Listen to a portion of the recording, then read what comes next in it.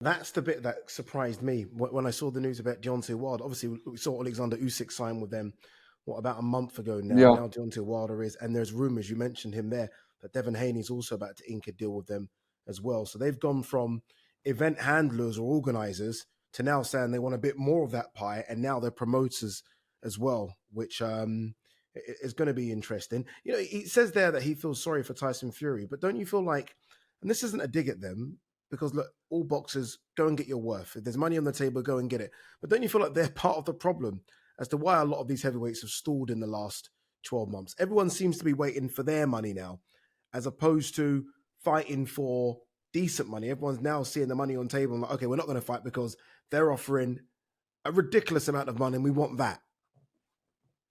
Look, I mean, there's a blame to Tyson Fury. No, blame to the Saudis for the money they're putting up, which is almost making fighters stall from fighting because everyone's now waiting for their money, their checks. Oh, you know, it's a right royal mess, if I can put it that way. There's no Royal Rumble going on at the moment. It's a royal mess. Boxing is like no other sport. There's no schedule. There's no fixture list. There's ego and control going on. There's promoters not wanting to be dictated to. Remember, yes, Tommy Fury and Jake Paul have fought under the Saudi banner once, but only Eddie Hearn's done it otherwise with 2 Joshua fights. The Warrens and Queensberry and Top Rank haven't yet done an event with the Saudis. And they are an older school of promoters who may not, I think they would do it, of course, but they may not want the Saudis to. No, exactly. And I get an air of that there's people not wanting to be dictated to. I think, you know, you got some of those comments last week from John Fury that Tyson Fury needs an apology from Usyk, saying that Fury had pulled out of the fight at Wembley. They all pulled out of the fight at Wembley. And I'll say this till I'm blue in the face. And it's not because I'm a Fury fanboy. I'm not. It's because the odds, the finances didn't stack up. So the purse split was wrong anyway, in my view. I didn't agree with 70-30.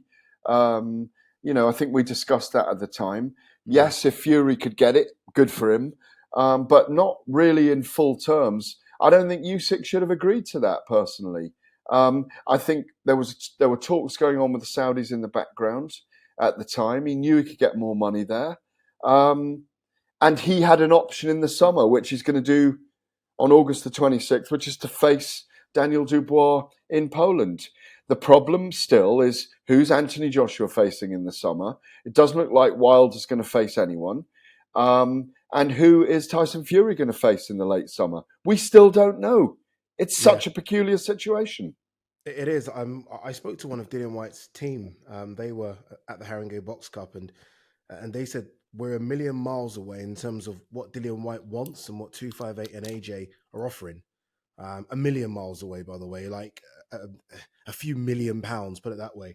So it's going to be interesting to see what happens there. Quick one on Tyson Fury. I think what you said has made complete sense in terms of Frank Warren and Bob Arum, because they're the 2 big figureheads behind him, both very experienced in the business. I mean, Bob Arum, 70 years in the business. Frank Warren's a long time in this business as well. Because Fury really, with Alexander Usyk signing skill to the Saudi Arabian promotional arm, Wilder signing, AJ's done business there as well. Fury's almost the one on the outside looking in, isn't he? So you almost feel like he's the missing part of this jigsaw. And until they get Fury on board, then they can forget about this winter tournament. Yeah, but they can't get Fury on board right now. He's got to have a summer fight first. He's not going to get on board to fight Usyk in December right now. There's no offers on the table. There are no offers. He would get an offer on August the 26th when they're not going to give Usyk a deal now and Fury a deal now when Usyk's fighting Daniel Dubois on August the 26th, because he won't have the belts if he loses. So logically, wait. You've got to wait. That's the problem. That's why we're frozen out. It doesn't make a lot of sense, all of it. Yes, he is the outsider in it. He may choose to go his own way. and do his WBC mandatory at some point, and then defend it. I mean, against someone else, you don't know. He could go for a voluntary afterwards. Agreed. I mean, Agreed. it's not a satisfactory situation. He's clearly demanding his own terms as well, as is Usyk, now with the power of skills challenge on his side as well.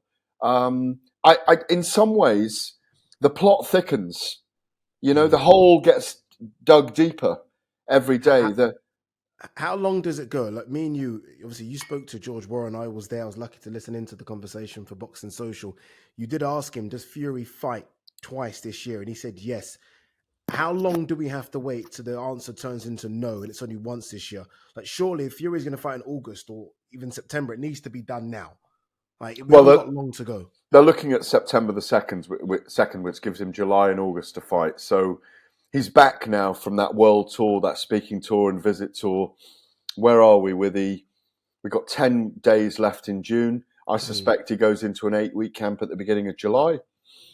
We need that opponent announced in early July if they are looking at a very, very big stadium fight for early September. Who it's going to be, I don't know. I'd be happy with a Frank Sanchez and Andy Ruiz. I'd even accept a Martin Bakole right now. Or even Martin Bakole. But I don't get soundings from Queensberry that Bakole is in the mix. But we don't know is the truth. We could suddenly be sprung on us. I don't know if we've mentioned it or we're going to mention it later in the show. Let's mention it now. No. Let's mention it now. John Jones. Tyson Fury, big fight? No. Not for me. In boxing or in the octagon? Well, Dana White is happy to have him in the octagon, as he said. There's no way Fury's stepping into the octagon to face John Jones. In the octagon to face John Jones. Yeah, it doesn't make any sense. Over in about 30 seconds. Yeah. And I have no interest. Like I've never thought Jones was the greatest of strikers. I mean, he's a good striker. Don't get me wrong. But didn't you see his Muhammad Ali impression with Baggio Ali Walsh the other day? No, I did not see it. No, he did the shuffle. Did he? He did the shuffle. Look, I think that I'm more interested. I'd be more interested in Ngannou versus Fury in a boxing ring than Jones. Yeah, that would be good as well. That would be good. You know, are the PFL going to buy Bellator? That's interesting. Loads going on. Look, there is. I'd be interested. Not right now, because what we really want to see is an undisputed heavyweight champion in the world.